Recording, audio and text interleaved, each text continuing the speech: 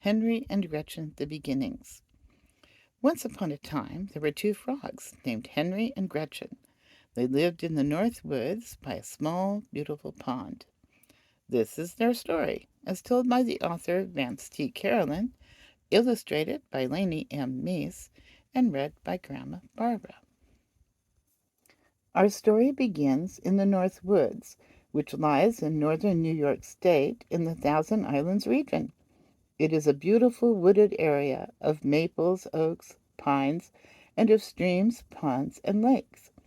This is where Henry was born. It was a beautiful spring morning, and all the forest was wet from last night's rain. A young frog named Henry sat on the bank of the small marshy area that had been his home ever since he was a pollywog. Little did he know of all the adventures that would await him and how much they would change his quiet little frog life. As Henry sat on the bank of the marsh, he listened intently to the other frogs talk about the big wide world and of all their adventures. Henry often heard Great-Grandpa Bullfrog tell of a lake that was like a sea, and how it was so big that even upon the highest hill you couldn't see to the beginning or end of it. He also was told of the giant floating islands made by men that moved upon the lake, making strange noises and churning the water behind them. Great-Grandpa Bullfrog even told the other frogs directions of how to get there. Henry said it in his mind that this was just the place he was going to see. Early the next morning, Henry looked towards the northwest and knew today was the day to leave on his life's big adventures to see the great lake that was like a sea. He hopped to the edge of the forest, only stopping briefly to look back on the marsh that had been his home ever since he could remember. Henry traveled for 3 days, only stopping at night to find shelter in the moss-covered tree stumps along the deer trail that he was following. At the end of the 3rd day, Henry climbed to the top of a large hill and saw before him the lake that he was longing to find. It was even bigger than he had ever imagined. The late afternoon sun was reflecting off the great lake in fiery yellows, oranges, and reds that reminded Henry of the brilliant colors of the leaves of the forest in the fall. Despite all his excitement, Henry was too tired to travel the next mile to the lake, so he made a snug bed beneath a moss-covered rock at the base of an old gnarled oak tree. The morning brought a dense wet fog, which sat like a cold wet blanket upon the forest, obscuring the lake from Henry's view. Henry reckoned his direction from his view of the lake the night before, and headed down the hill to finally arrive upon a rocky shore. Henry, being the frog that he was, just couldn't resist diving into the water and going for a long swim. With one big bullfrog leap, Henry was above the glass-like surface of the water, and a second later he was swimming down into the cool depths of the lake. As Henry was frolicking, he noticed a dark shape closing in behind him. Henry quickly darted beneath a large rock, just in time to see a huge 4-foot salmon cruise by just above him. Henry waited several minutes in the cool darkness beneath the rock to make sure he was safe. When Henry was sure the salmon was gone, he quickly found his way back to the shore of the lake and breathed a sigh of relief. Henry then climbed upon a large mossy rock and stared out upon the great expanse of the lake. For the next 3 days, Henry followed the shore of the lake in the northeasterly direction, until it began to narrow into more of a wide river instead of a lake. On the 4th day of his journey along the lake shore, Henry awoke from his shelter beneath a mossy tree stump to a damp overcast morning. Through the early morning fog, Henry could make out the shape of what appeared to him to be a huge floating island. It was belching smoke and making groaning noises as it was heading down the river towards something that looked like a giant beaver dam. Henry's curiosity got the best of him, and he just had to follow. So he spent the rest of the afternoon swimming in the shallows, gradually narrowing the distance between him and the huge floating island. The afternoon sun had burned away the fog, and the shivering water looked like a dotted rainbow as it stretched out before him. The floating island stopped near a group of cut-off standing trees on the far side of the river. Henry waited until nightfall to get a closer look.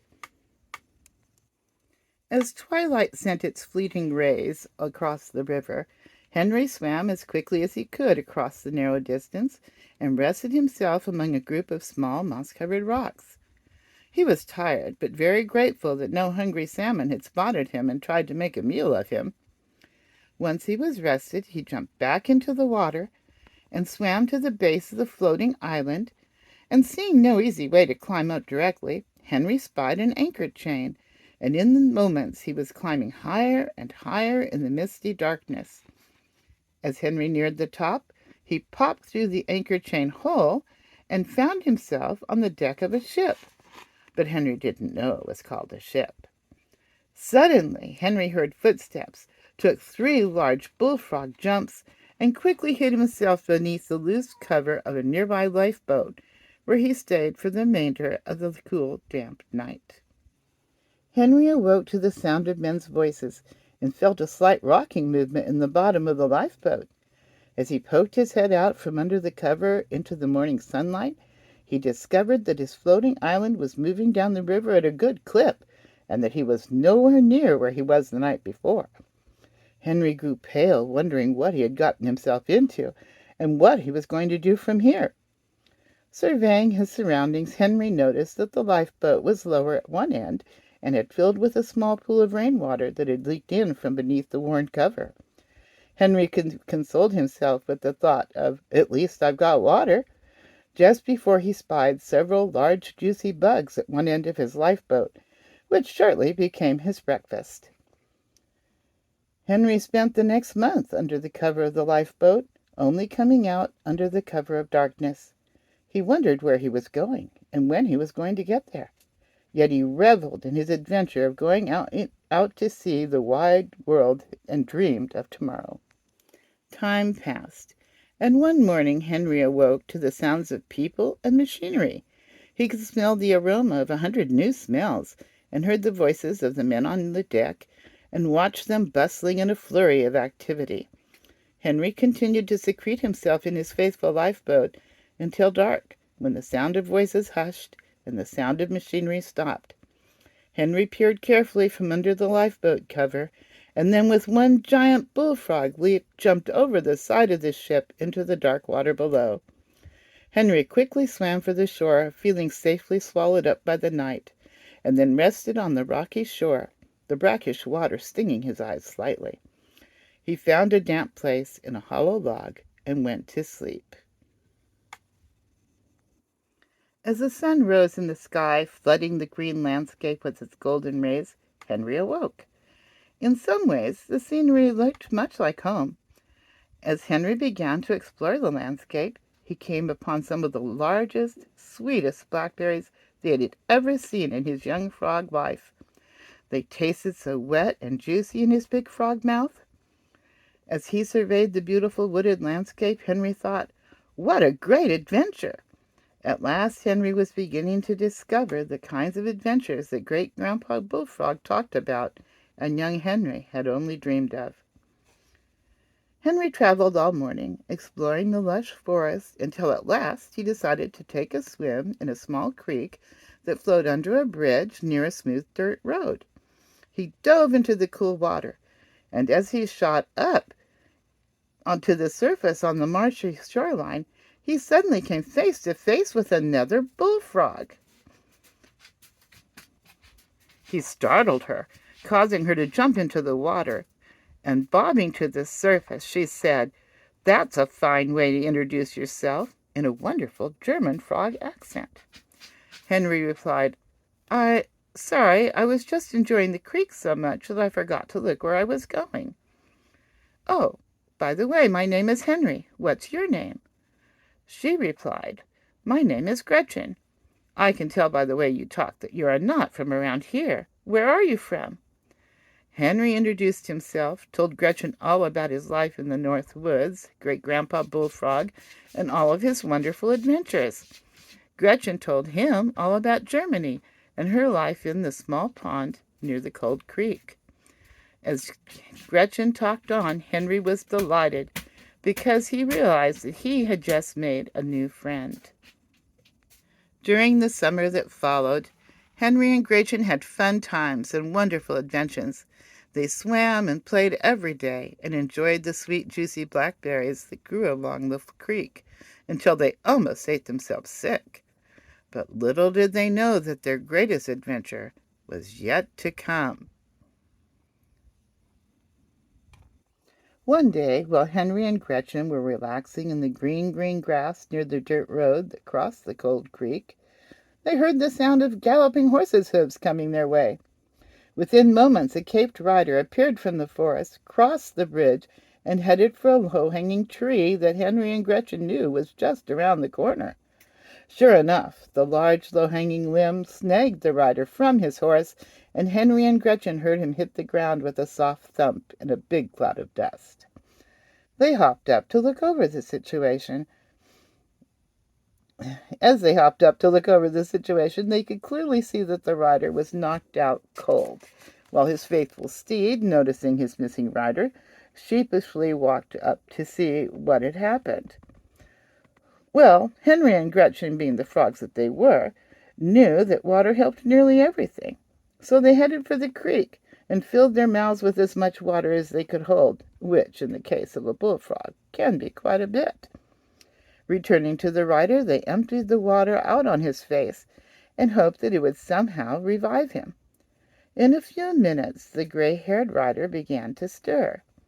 He appeared to be an older man, his face lined with many years of life experience. As he awoke, he rubbed his head and smiled. He spoke gently to Henry and Gretchen in their own frog language, so they weren't afraid. He said, "My name is Merlin. I have lived in this area many, many years. Thank you so much for reviving me. I think you did just the right thing." Henry and Gretchen sat and listened intently, totally amazed that a man was speaking to them in their very own frog language. Merlin continued, "Do you know people have told a number of stories about me? I have devoted my life to studying plants and herbs and the practice of herbal medicine. I am also a scientist and have discovered many miracles in my laboratory. I have had a long life full of adventures. So far I am over 800 years old, and this is because of the effects of the many life-extending herbs that I have discovered. Because of my knowledge, many people have thought that I was a wizard." "How silly!" Merlin paused. Then Henry and Gretchen introduced themselves and told Merlin of their great adventures. Merlin listened intently through all their stories of froggy adventures. He was delighted. When Henry and Gretchen had finished, he replied, "I have a great adventure for you. How would you like to be able to understand all the other animals and even the humans? I believe that skunk cabbage root with blackberry leaves would do the trick." "You mean we could even speak to the cows and horses?" Henry asked. "Yes," was Merlin's reply, as a big smile drew across his face. Henry and Gretchen talked a long time, then decided that they were ready for this new adventure. So Merlin looked in his satchel of herbs and located just the right stuff. Merlin warned, "The effects seem to be permanent, and you may never be ordinary frogs again." Henry and Gretchen said that the world was full of ordinary frogs. Why would any frog want to be ordinary? So Henry and Gretchen took their herbs and promptly fell asleep. They found themselves waking from a deep sleep in the lush green grass near the cold creek as the evening was drawing to a close. As they awoke, Merlin was nowhere to be found. So they just looked at each other and wondered if they had really met Merlin or if all this was just a dream. Within the next few weeks, they were able to find that answer and to discover that they were on the greatest adventure of their lives. The next day, as the morning sun awakened the damp forest, Henry and Gretchen noticed that something was very different. Instead of the morning air being filled with the sounds of the birds, the crickets, and all the other animals, it was now filled with their voices. Their songs now contained words in clear sentences. It was as if a whole new life had just opened up to them. Before long, Henry and Gretchen were able to fluently speak to all of the animals in the forest. Henry and Gretchen rapidly discovered that they could solve many of the disagreements between the animals with their newfound communication abilities. Their understanding and friendships with all the other animals of the forest grew, and they saw the world in a new way. As Henry and Gretchen's adventures continued, they left Germany, hopped a ship hiding out in another lifeboat, and after arriving on the mainland, traveled for weeks until they finally reached Henry's Pond in the North Woods. There in the North Woods they had all the wonderful adventures that I told my little children of. The beginning. And that is the end of Henry and Gretchen, the beginning. Now, there are more stories, but right now, they're all in Vance Carolin's head. If you would like for him to let them out and share them with us, please leave a comment in the comments section, and we'll ask him to tell us more.